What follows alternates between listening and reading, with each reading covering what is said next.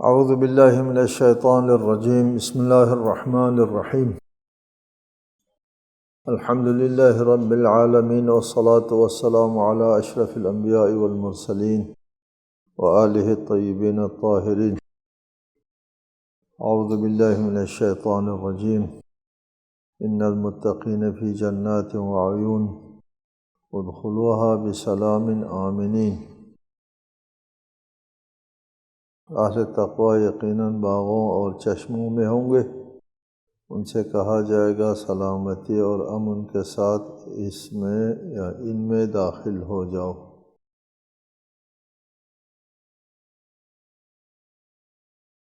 پچھلے آیات میں شیطان کے بہکاوے میں آنے والوں کے بارے میں فرمایا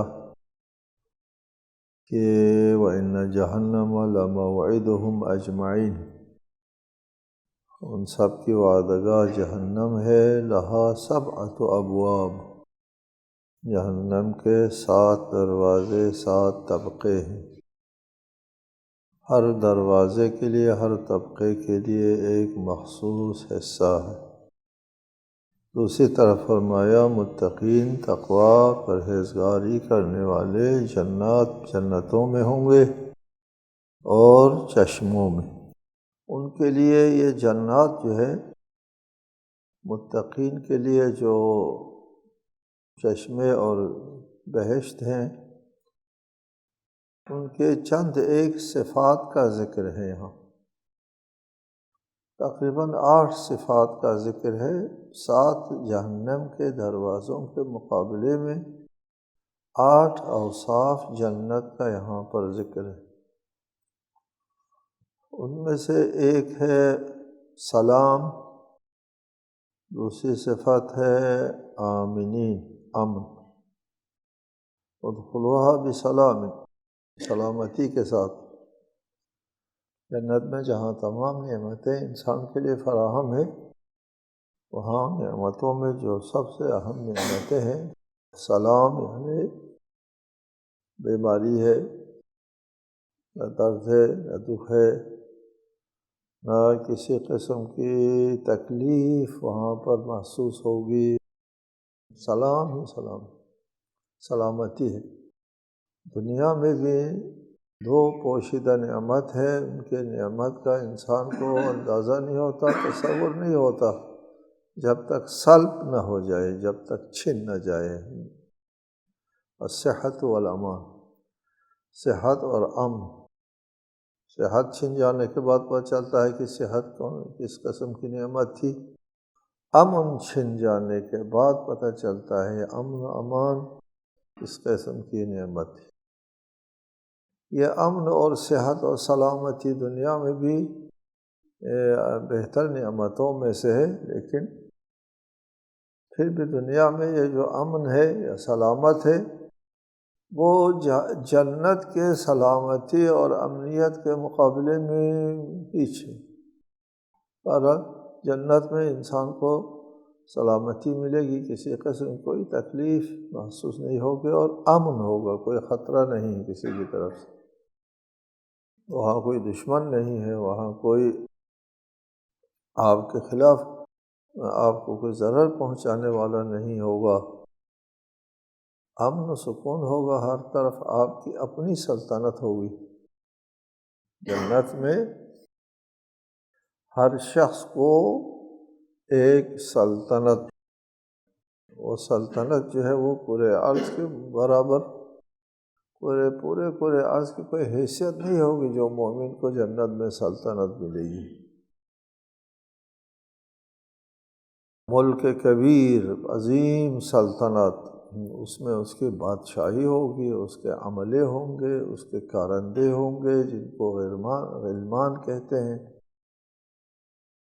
اور پھر وہاں اس کی سلطنت میں، یہاں دنیا میں جو سلطنت ہے، پہلے بھی ذکر کیا ہے آپ سے، یہاں دنیا میں انسان نعمتیں حاصل کرتا ہے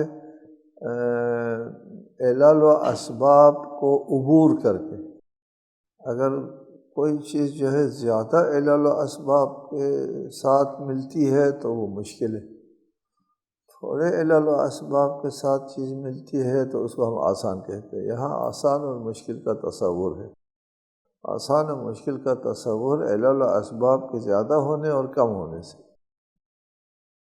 آپ نے ایک کتاب خریدنا ہے، اس کے لیے 100 روپیہ چاہیے، 100 روپیہ جو ہے وہ بہت معمولی علت ہے، اس کا حاصل کرنا آسان ہوتا ہے۔ 100 روپیہ ہاتھ میں آ گئے، ایک کتاب مل گئی۔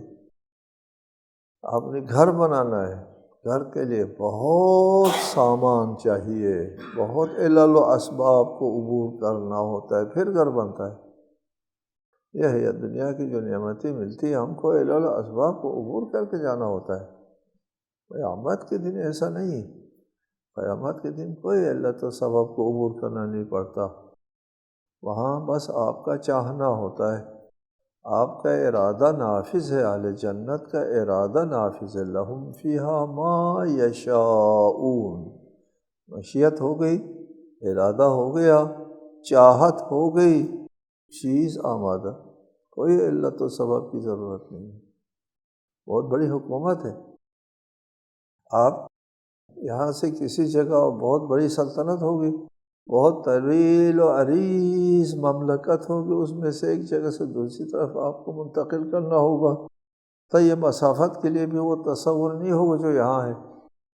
یہاں ہم نے اگر کہیں سفر کرنا ہے، ہم کو مہینوں سفر کرنا پڑتا ہے زمین طے کرنے کے لیے۔ جہاں ہم کو خود زمین چاہیے تو 2 انچ زمین ملتی نہیں، وہاں بالعکس ہوگا، وہاں مہینوں سفر کی سلطنت ہوگی، اور سفر کرنا ہو تو پھر 2 منٹ یا 2 سیکنڈ نہیں لگیں گے، اس کنارے سے اس کنارے تک آپ پہنچ جائیں گے اپنی مملکت، وسیع و عریض مملکت۔ وہاں اس مملکت میں آپ کو غزل پہنچانے والا کون آئے گا؟ سوال پیدا نہیں ہوتا، ہوگا ہی کوئی امن و سکون ہوگا۔ یہ 2 نعمتیں ہو گئی۔ وَنَزَعْنَا مَا فِي صُدُورِهِم مِّن غِلٍّ إِخْوَانًا عَلَى سُرُرٍ مُتَقَابِلِينَ، اور ان کے دلوں میں جو کینہ ہوگا ہم نکال دیں گے، اور وہ برادرانہ طور پر تختوں میں آمنے سامنے بیٹھے ہوں گے جنت میں۔ وَنَزَعْنَا مَا فِي صُدُورِهِم مِّن غِلٍّ، دنیا میں ایک دوسرے کے ساتھ گڑبڑ ہوتی ہے، اختلاف ہوتا ہے، غل کہتے ہیں، کینہ کو کہتے ہیں، یعنی وہ نامطلوب بات جو داخل ہو جاتی ہے انسان کے دل میں، اس کو غل کہتے ہیں۔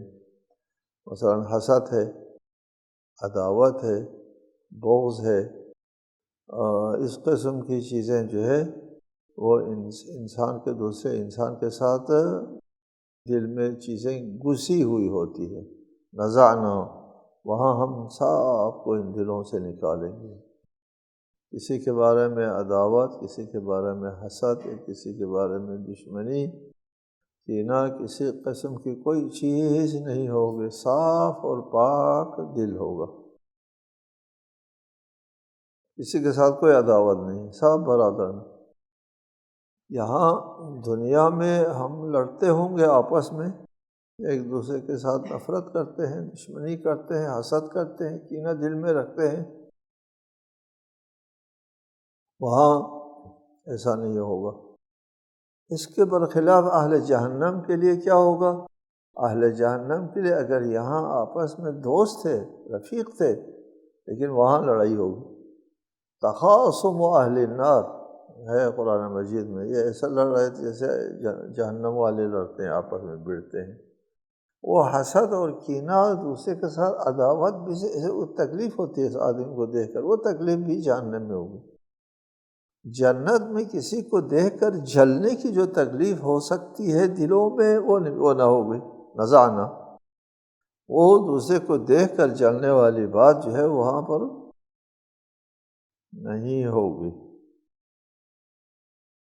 اخواناً، برادرانہ برتاؤ ہوگا ایک دوسرے کے ساتھ، اخواناً برادرانہ برتاؤ ہوگا، اور ایک دوسرے کو دیکھ کر خوش ہو جائیں گے، یہ بھی ایک نعمت ہے۔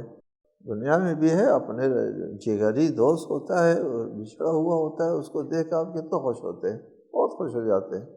ادھر بھی اخواناً جب ہوگا تو ایک دوسرے کو، یعنی ہر ایک کی اپنی مملکت ہے، وہ اب ان کے مملکت سے آپ کی مملکت میں جب منتقل ہوں گے مل بیٹھنے کے لیے، تو اس کو دیکھ کر آپ خوش ہو جائیں گے، یہ نعمت بھی ہو جائے گی۔ دوستوں کو دیکھ کر کے خوش ہونے والی نعمت بھی جنت میں میسر ہوگی۔ علی سرر متقابلین، اور وہ سریر، یعنی ہم اپنے اصطلاح میں کہتے ہیں صوفوں میں ایک دوسرے کے آمنے سامنے بیٹھے ہوئے ہوں گے۔ اس علی سرر متقابلین سے اس بات کی طرف اشارہ ہے کہ جنت میں دوستوں کے ساتھ بیٹھ کر کے انسان کو بہتر وقت گزارنے کا موقع ملتا ہے۔ یہاں بھی دنیا میں بھی اپنے دوستوں کے ساتھ بیٹھنے کا وقت مل گیا، گھنٹوں آپ بیٹھ جاتے ہیں، یہ پتہ نہیں چلتا کہ دوستوں کے ساتھ گپ شپ میں بیٹھے رہتے ہیں۔ پھر اس میں ہے باقی دنیا میں کیا تھا، دنیا کی باتیں سناتے ہیں۔ ہم دنیا میں تو اس وقت علی سرر متقابلین ہوتے ہیں، لیکن ایک دوسرے کے ساتھ گپ شپ کر لی، کیا کسی کی غیبت کر کے گناہ جو ہے وہ اپنی پشت پر لاد رہے ہوتے ہیں، ایسا نہیں ہوگا وہاں۔ علی سرر متقابلین، ایک دوسرے کے آمنے سامنے بیٹھ کر کے گفتگو کریں گے، سلامن کی گفتگو کریں گے۔ اپنی دنیا کی زندگی میں ہم نے یہ گزاری وہ گزاری گفتگو کریں گے، اور دنیا میں کافر و مشرک لوگ جو جہنم میں ہیں اور اہل جہنم کو یوں جھانک کر کے دیکھ سکیں گے۔ وہاں مسافت اور دوری، مکان و زمان کا تصور نہیں ہوگا۔ اہل جنت جہنم والوں کو یوں جھانک کر کے دیکھیں گے، اور جہنم والے بھی اہل جنت کو ناز و نعمت میں یہ دیکھ کر کے ان کی حسرت میں اور اضافہ ہو جائے گا۔ اور جنت والے جب جہنم والوں کو دیکھیں گے کہ اپنی نعمت کی اور قدر ہو جائے گی، یہ نعمت بھی علی سرر متقابلین۔ لا یمسہم فیہا نصب، وہاں ان کے لیے کسی قسم کی تکلیف نہیں پہنچے گی۔ نصب تھکاوٹ، یعنی اب ہم بیٹھ کے تھک گئے نہیں ہوگا، گھوم پھر کر کے سیر و تفریح کر کے جناب علی تھک گئے، تھوڑی دیر آرام کرو، تکلیف سے ہو رہی ہے، نہ ایسا بھی نہیں ہوگا۔ کوئی تکلیف، نصب، کوئی تھکاوٹ، کسی قسم کی تکلیف نہیں ہوگی۔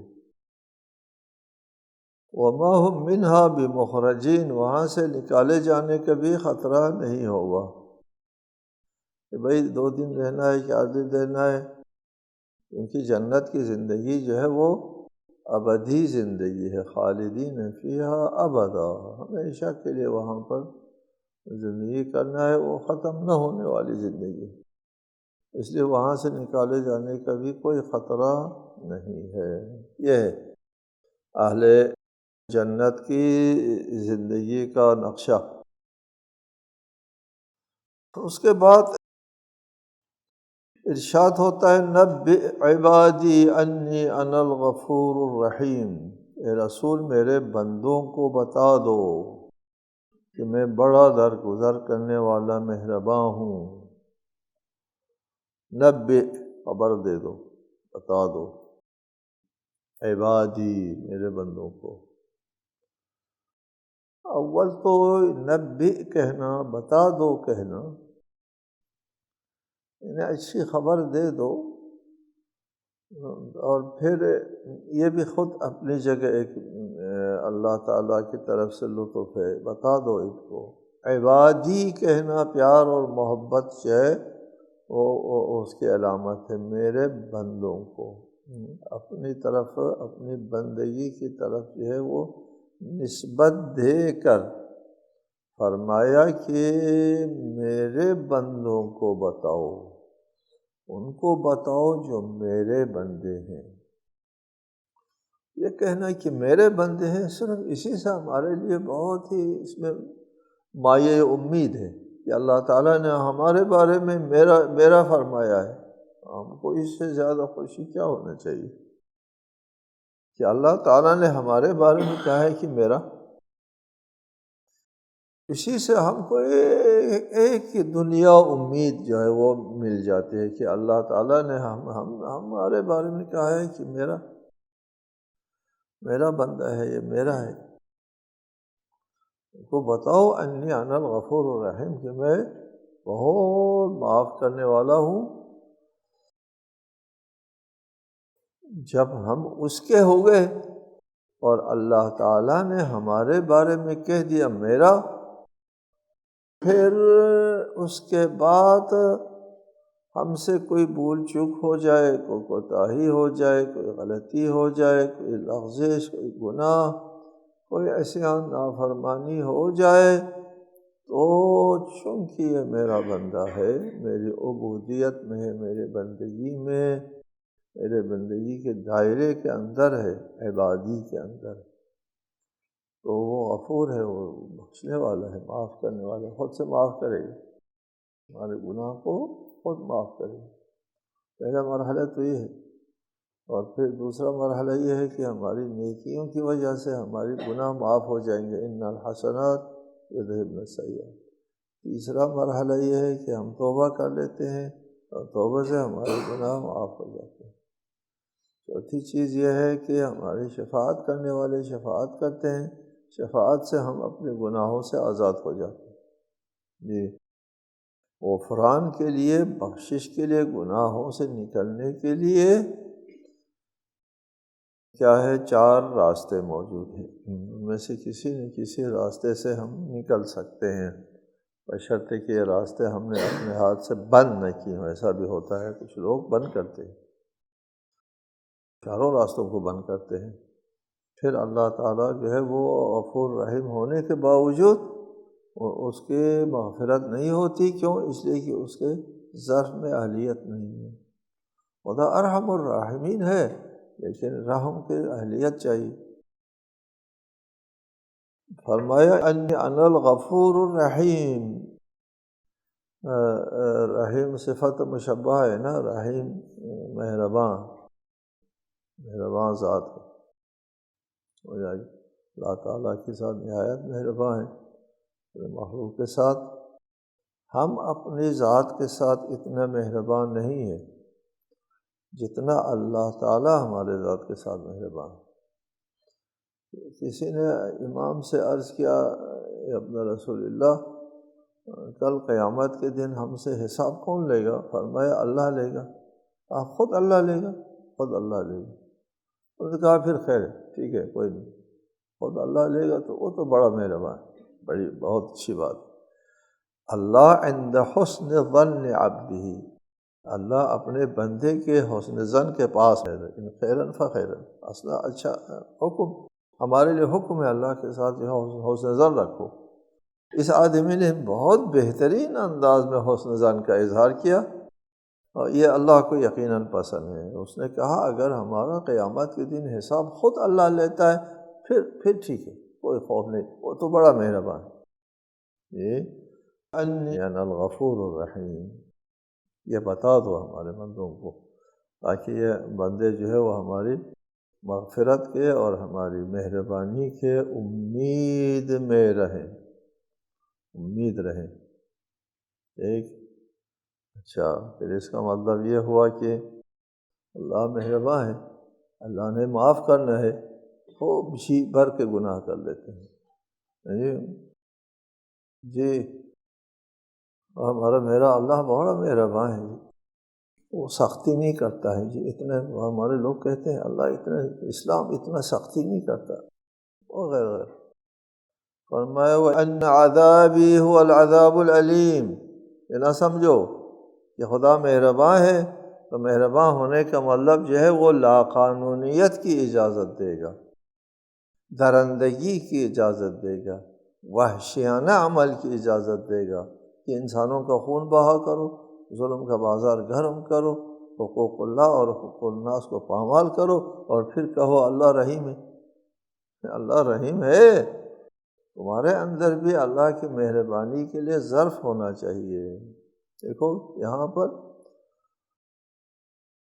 اللہ تعالیٰ نے پہلے فرمایا، پہلے کیا فرمایا کہ میں غفور و رحیم ہوں، بعد میں فرمایا کہ میرا عذاب شدید ہے۔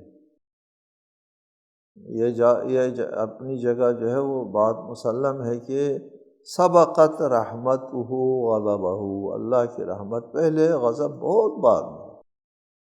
اللہ کی مہربانی جو ہے وہ بہت وسعت کل شیء رحمتہ، اللہ کی رحمت ہر چیز کے لیے، ہر چیز سے زیادہ وسیع ہے۔ اللہ کی رحمت پہلے ہے، غضب بعد میں ہے۔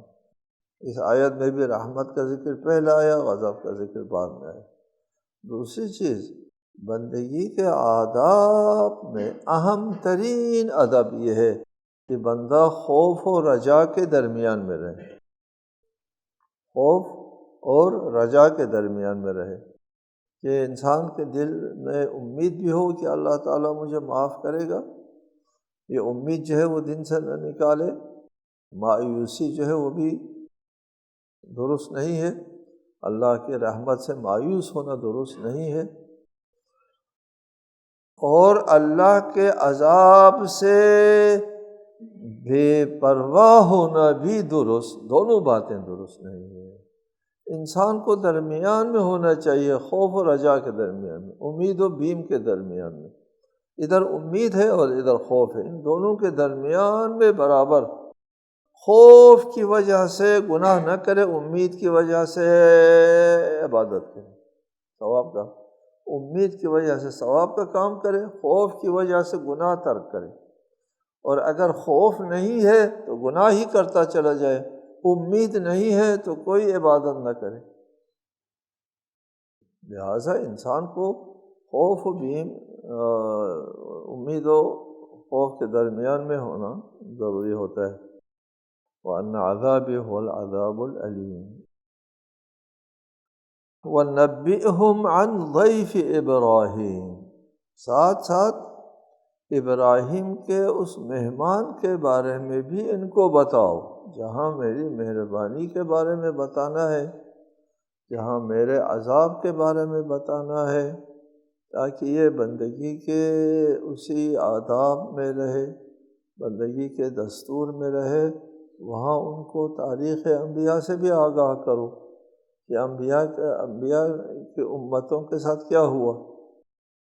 نبئہم عن ضیف ابراہیم، اس ابراہیم کے جو مہمان ہے، اس کے مہمان آنے میں بھی یہی امید و بھیم دونوں کے مسائل جو ہے وہ موجود ہے۔ اذ دخلوا علیہ فقالوا سلاما، یہ مہمان لوگ داخل ہو جاتے ہیں ابراہیم پر اور پھر کہتے ہیں سلام علیکم۔ ظاہر ہے حضرت ابراہیم نے جواب کہا ہے سلام کا، قال، ابراہیم نے کہا انا منکم وجلون، ہم کو تو آپ لوگوں سے ڈر لگتا ہے۔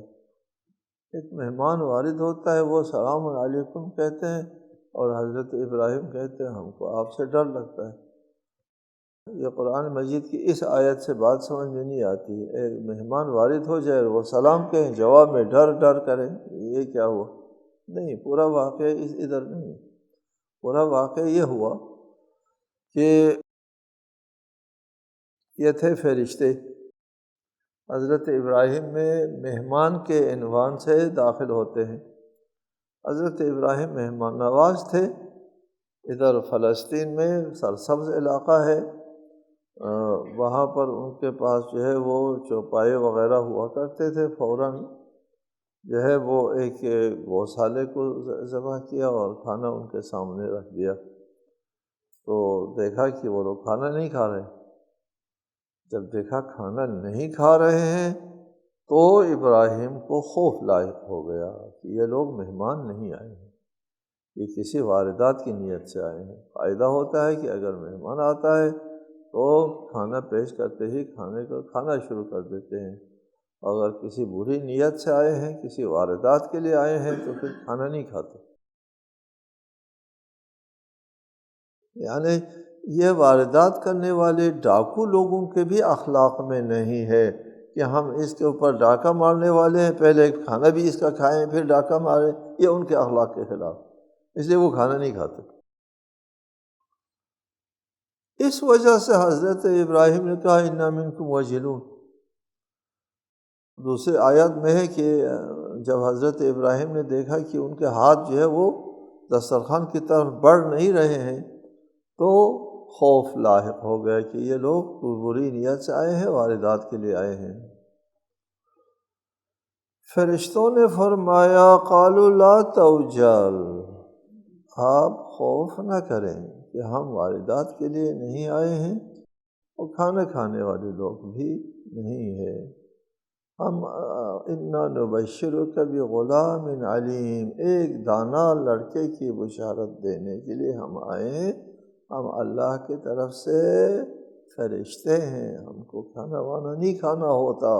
تو معلوم ہے حضرت ابراہیم کو فرشتے کھانے پینے کی محتاج نہیں ہوتے،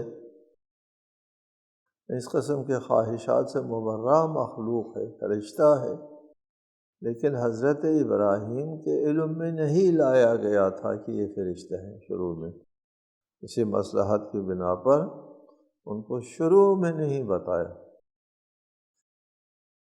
لا توجل، آپ کو خوف نہیں کرنا چاہیے، انا نبشرک بغلام علیم۔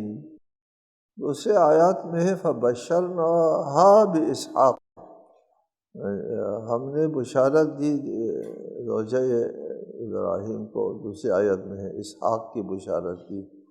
یہاں پر ذکر نہیں ہے کہ کس غلام کہتے ہیں لڑکے کو، لڑکی کس لڑکے کی بشارت دی ہے۔ دوسری آیت نے بتائی کہ وہ اسحاق کی بشارت تھی۔ لا توجل انا نبشرک بغلام علیم، وہ لڑکا بھی بڑا دانا سا لڑکا ہوگا۔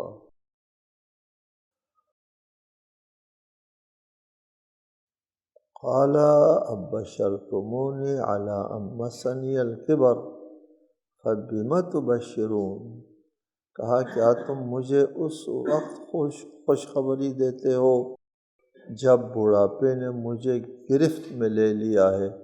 کس بات کی خوشخبری دیتے ہو؟ یہ اس بڑھاپے میں لڑکا ہوگا، بیٹا ہوگا؟ یہ تعجب کے طور پر اب جب پتہ چلا فرشتے ہیں اللہ تعالیٰ کی طرف سے ہے، اللہ کی طرف سے جب خبر آتی ہے، خوشخبری دے دی جاتی ہے تو پھر اس میں عدم امکان کی کوئی صورت نہیں رہتی۔